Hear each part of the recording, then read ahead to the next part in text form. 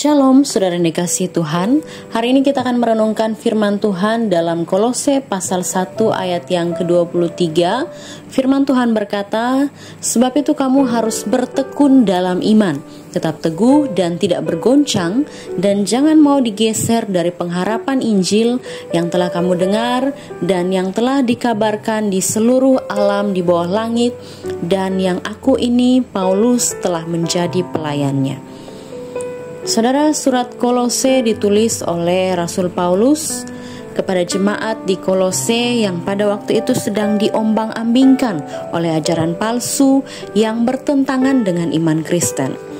Dalam bacaan kita, Paulus menasihatkan kepada jemaat bahwa mereka telah mengalami pendamaian oleh karena karya Kristus di kayu salib. Mereka yang dahulu hidup jauh daripada Allah dan melakukan perbuatan jahat, karena darah salib Kristus mereka diampuni dan ditebus serta diperdamaikan di dalam Kristus. Karya Kristus itulah yang menempatkan orang percaya layak di hadapan Allah dan menjadi bagian dari kerajaan kekal. Maka pendamaian di dalam Kristus tidak berhenti sampai di situ saja. Setiap kita yang telah mengalami karya pendamaian itu, ada hal-hal yang perlu kita lakukan sebagai respon kita atas karya Kristus, yaitu yang pertama, bertekun di dalam iman. Setiap orang percaya yang telah mengalami penebusan, kita adalah milik Kristus.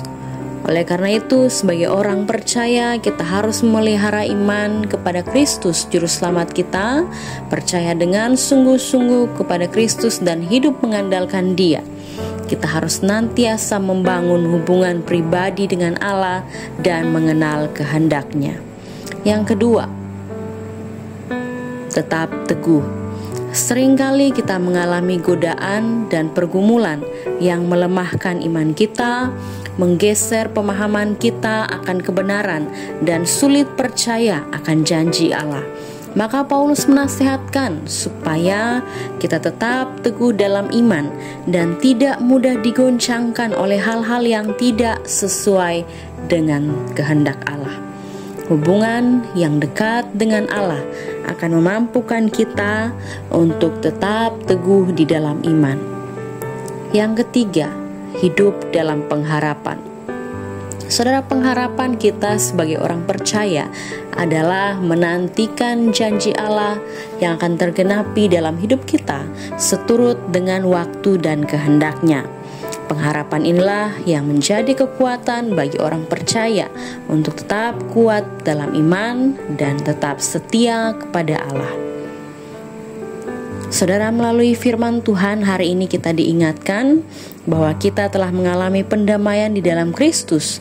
Kita harus senantiasa memelihara iman, tetap teguh dan setia menantikan pengharapan akan janji Allah yang tergenapi bagi setiap orang percaya. Tuhan kiranya menguatkan iman kita untuk tetap setia sampai Tuhan datang kembali. Amin. Selamat pagi, selamat beraktivitas. Tuhan Yesus memberkati.